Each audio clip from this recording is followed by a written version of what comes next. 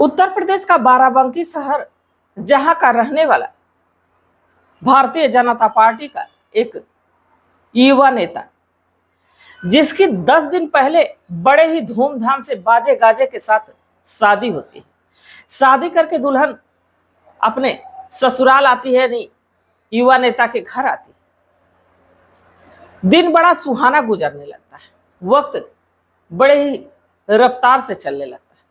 बाकी लगभग 10 दिन के बाद जो युवा नेता है उसकी डेड बॉडी गांव के बाहर लगभग 200 मीटर की दूरी पे मिलती है।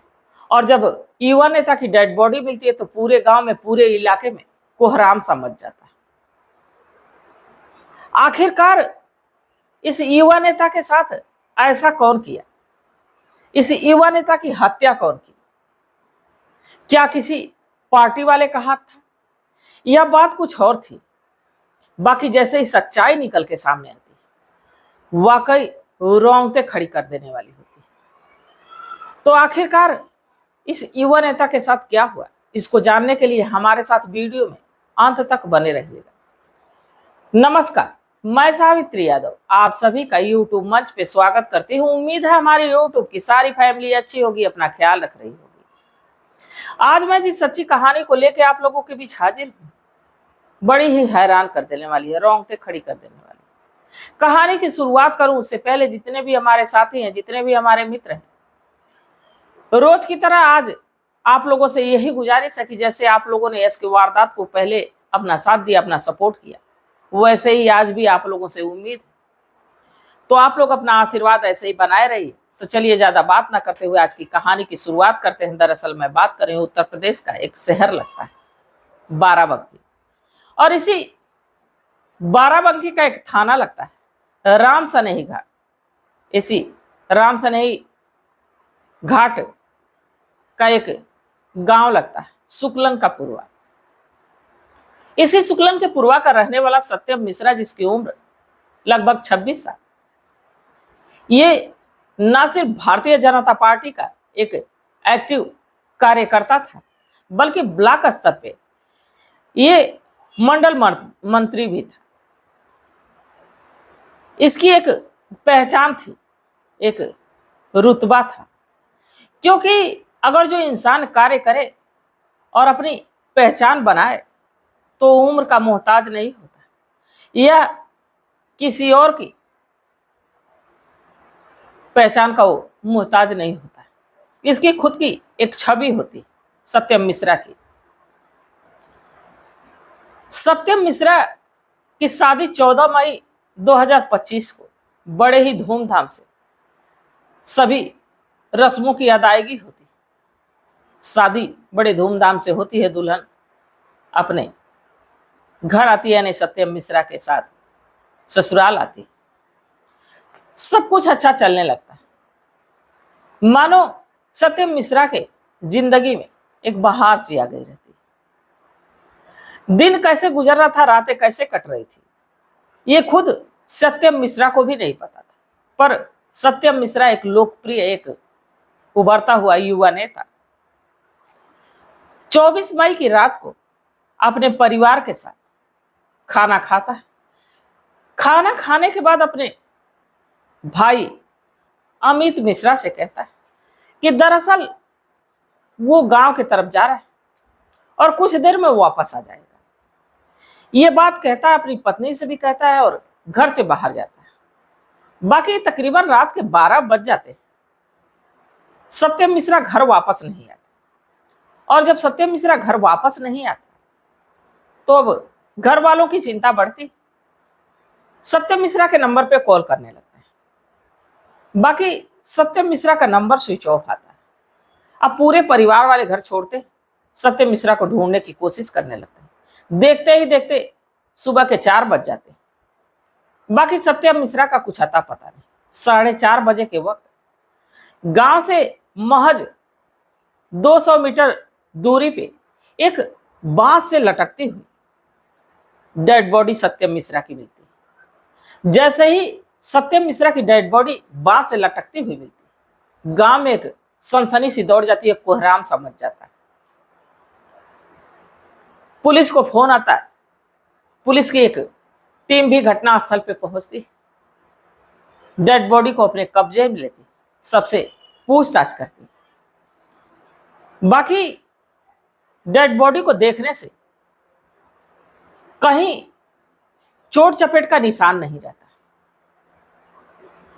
कुछ लोग कहते हैं कि सत्यम मिश्रा ने खुदकुशी कर ली। बाकी जो सत्यम मिश्रा का भाई होते अमित मिश्रा और घर वाले, उनका कहना होता है कि सत्यम मिश्रा खुदकुशी कर ही नहीं सकता, बल्कि उसकी हत्या हुई।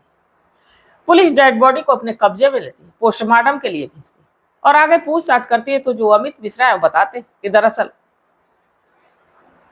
सत्यम मिश्रा का प्रेम प्रसंग ग्राम प्रधान की बेटी से चल रहा था और ये सिलसिला लगभग 3 सालों से चल रहा था। और हमें ये शक नहीं, पूरी तरह से यकीन है कि सत्यम मिश्रा को मारने वाले कोई और नहीं बल्कि यही लोग। अब पूरे घर वालों का यही कहना था। अब एक FIR दर्ज होती है, जो सत्यम मिश्रा की प्रेमिका है उसके माता पिता के खिलाफ। बाकी इसकी कार्रवाई पुलिस से कहते हैं कि जब तक पोस्टमार्टम रिपोर्ट नहीं आ जाती तब तक ना कोई गिरफ्तारी होगी और ना ही किसी पे कोई इल्जाम लगाएगा। अब वक्त गुजरने लगता है। बाकी पुलिस अपने तरीके से जब पता करती है और जो सत्यम मिश्रा के चाचा विवेक मिश्रा जब इस मामले का खुलासा करते हैं तो बड़ा ही चौंकाने वाला होता है। दरअसल विवेक मिश्रा बताते हैं कि लगभग 3 महीने पहले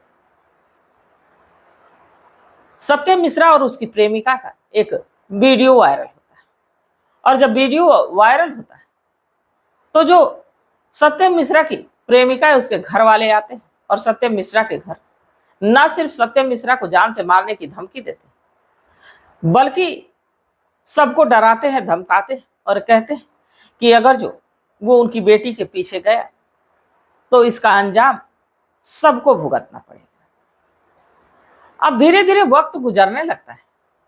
बाकी जैसे जैसे वक्त गुजर रहा था वैसे वैसे जो सत्यम की प्रेमिका होती उसके घर वाले अब सत्यम मिश्रा के बिल्कुल पीछे ही पड़ जाते हैं और इधर सत्यम मिश्रा के घर वाले आनन फानन में अब सत्यम मिश्रा के लिए एक लड़की की तलाश में लग जाते हैं और तलाश भी पूरी होती है। सत्यम मिश्रा की शादी की डेट 14 मई 2025 की मुकर्रर की जाती है और उसी डेट पे सत्यम मिश्रा की शादी बड़े ही धूमधाम से होती है। सत्यम मिश्रा की मर्जी से, बल्कि अपनी शादी की सारी खरीदारी सत्यम मिश्रा खुद ही करता है और बड़ी खुशी खुशी अपनी शादी करता है, अपनी दुल्हन को घर लाता है और इस शादी से बेहद खुश भी रहता है। बाकी जैसे ही 10 दिन का वक्त गुजरता है सत्यम मिश्रा की डेड बॉडी बांस से लटकती हुई गांव के बाहर दिखती है। जब पुलिस वालों से ये बातें सारी साझा होती है तो पुलिस वाले अब अपने तहकीकात को आगे बढ़ाते हैं। बाकी अभी भी ये मामला पेंडिंग में। अब देखिए कि पोस्टमार्टम की रिपोर्ट क्या आती है, क्या वाकई सत्यम मिश्रा की हत्या हुई है या सत्यम मिश्रा खुदकुशी किया अपनी प्रेमिका के गम में। अब तो ये सोचने वाली बात है। बाकी अगर जो बात की जाए उस नई नवेली दुल्हन की जिसकी हाथों की मेहंदी भी छूटी नहीं थी, अभी शादी का चूड़ा भी उतरा नहीं था, वो दुल्हन विधवा हो गई, दहाड़े मार मार के रो रही है कि अब किसके भरोसे और किसके साथ अपनी जिंदगी गुजारेगी।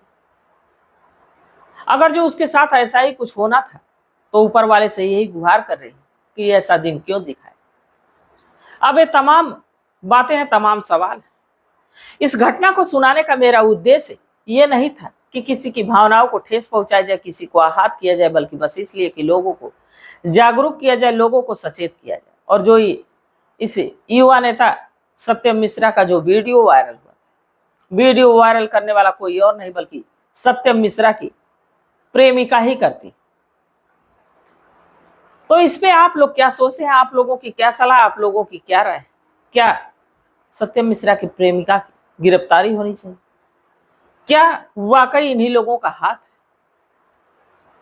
आप लोग अपनी सलाह, अपनी राय कमेंट सेक्शन में जरूर बताइएगा। अगर जो इनका हाथ है तो इनको कौन सी सजा मिलनी चाहिए, और यदि सत्यम मिश्रा ने खुदकुशी की तो अगर जो ऐसा ही करना था तो एक जिंदगी क्यों बर्बाद की? तमाम सवाल है।